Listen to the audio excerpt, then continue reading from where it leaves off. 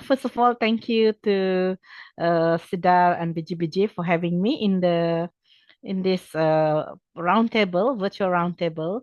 So today I will be actually sharing on Rural Social Enterprise Initiative in Southeast Asia. That was the title, but I think I will talk mainly of our experience in Sabah. Okay, before I just share about our experience, I just want to uh, talk a little bit about our organization. We are called the PACOS, but the full name is Partners of Community Organizations in Sabah, and we are community based, and we have been working for a long time, but not necessarily in social enterprise, but mainly on we are rights based organization earlier, but we realized that social enterprise is very important for communities, so. Uh, we have dedicated our work to empowering indigenous communities in Sabah and also in Malaysia. So the two main approach that we take is normally it's a lot of training that's developing human resources within the communities and also establishing and strengthening community organizations. So it's mainly groups, small groups at the village level. So it's in social enterprise, it will be a village socioeconomic group so that they can collectively act on their own. We are Sabah is in the middle of Southeast Asia or the island of Borneo. So we kind of our place is quite strategic in a way, and we engage with 500 villages in 225 districts in Sabah. So, talking about social economic development for rural indigenous people, we are talking about communities that are mainly agriculture based. They are mainly farmers. They might not have any experience in trading, but they have a lot of exchanges. And if they have land, they have the resources around them. They are normally quite living sustainably, but as time goes by, we realize that there's also a need for communities to have money because they need to send their children to school. They need to have some money to go for. If they get sick, they have to go to the hospitals and stuff like that. So then we developed the socioeconomic program in PACOS, though we have many other programs. So over the years, the our main goal is actually to help communities increase their income through developing more livelihood option and projects in rural areas, and so that whatever they have around them, they can develop it into besides food, they can develop it into something that will help in their add on to their income. And then how do we do that? Normally, we try to develop viable and operate socio-economic, so social enterprise activities, including providing marketing opportunities, networks, connecting them to people, support mechanisms for villages' micro enterprise efforts. So, um, they, I think this is important to have that opportunity, even though sometimes they live in very remote areas, but I find that by connecting them and helping them in the marketing, it will be very good for them and to have that experience in in having some kind of enterprise because it's good for their family. They have some income. It might be small, but it is something that they will it's can help the family.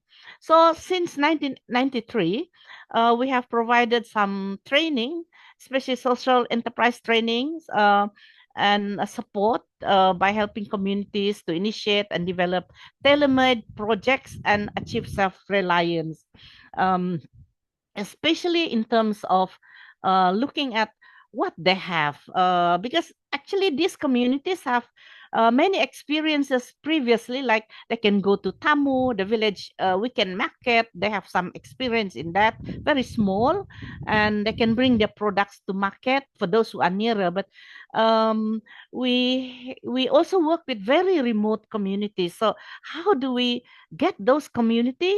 connected to market or get some of their products on sale. So those are the things that we do. And I think since Yasan Hasana is here, we have worked with very remote communities to grant in from Yasan Hasana. And I must say, even now, even long after the grant has finished, the community that was trained now have some production, and they're expanding what they have learned at that time. So I think doing the training, and then because some of the speakers was talking just now, continuous actually mentoring and connection with the community is very important. The first speaker was saying that um, it's a very lonely journey when you do this kind of work. So at that community level is also can be a very lonely journey. So the first thing that we do normally is we try to form groups so that at this grassroots level, the members of the group can support one another, and they can share their experience, and then they work together, and then if we bring them for exposures, they can go in groups. So that's one of the approach that we do.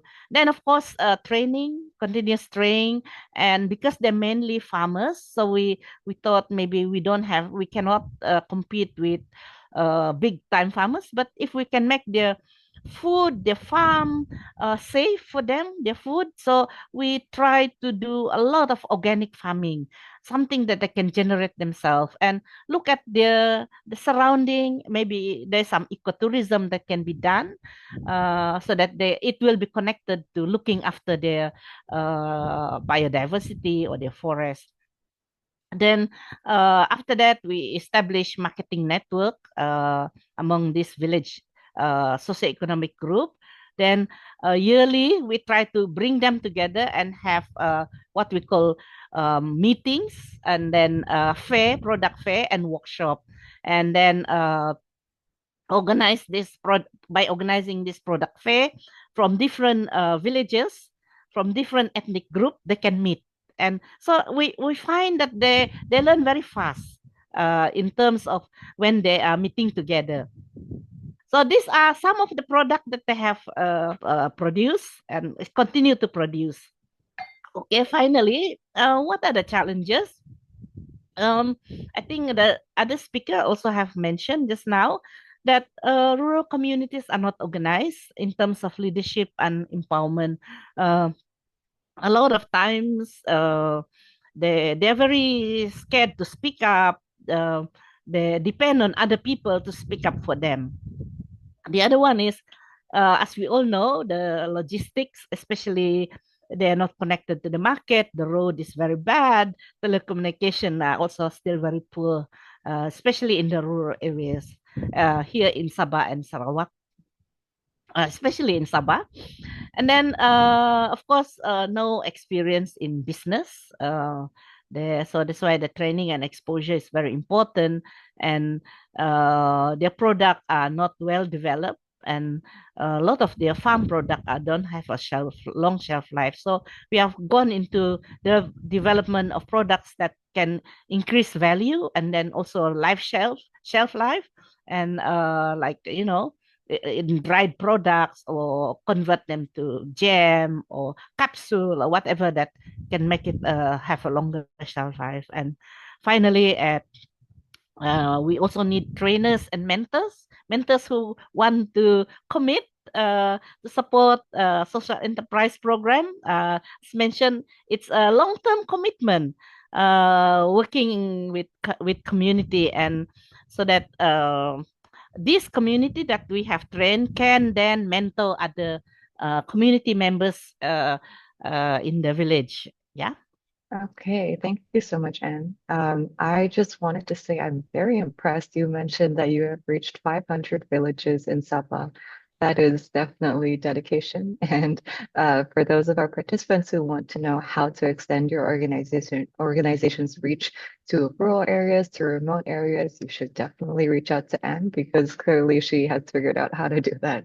I think it's also very interesting what you said, Anne, about, that even the smallest micro enterprises can make a real difference for rural families. So I think that's something to take into account in the Sarawak context, that whilst scaling is important, as Ritza discussed, and as Dr. Jacqueline discussed, like growing is important. But I think something to keep in mind is also that even starting something very small, for those communities, that can make a big difference already. Um, I think as well that we can definitely take inspiration from your ideas and on building community and connection, all the initiatives and events that you shared, annual events, for example. Yeah, I think that's something that we and our participants can take inspiration from, so that people building social enterprises or supporting social enterprises can journey together and, like you said, speed up their learning in a way that they wouldn't be able to if they were doing things on their own. We have some questions for you. So a question from Tika from SDEC.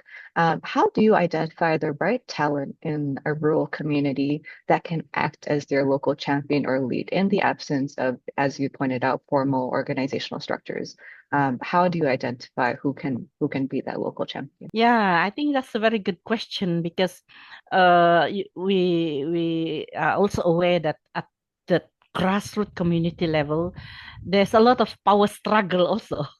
And so we the first thing then and the key to a successful enterprise will be at the grassroots level. The micro enterprise will depend on the leader. So I think that's why we have this process what we call the community organizing, where uh, when we first enter a community, we talk to the normally we try to work with women because a lot of our men, it's from our experience, they are normally working outside the village, but we have the women, the children, and the elderly there. So we talk to them and we ask them questions, and then we organize the training that they suggest, and then from there those who are very quiet and will come out. And sometimes in it at the village level, there are also dominating at the grassroots level. They are also dominating individuals who already are connected to maybe political parties, or the village elite in the community. So they, because our focus is also reaching the most at the periphery. So to ensure that these women or these families also get support. So initially, maybe the first few rounds, you might not be able to identify them, but after one or two rounds, so that's why working with community is long term. Then this individual will come out, and then we start to work with them.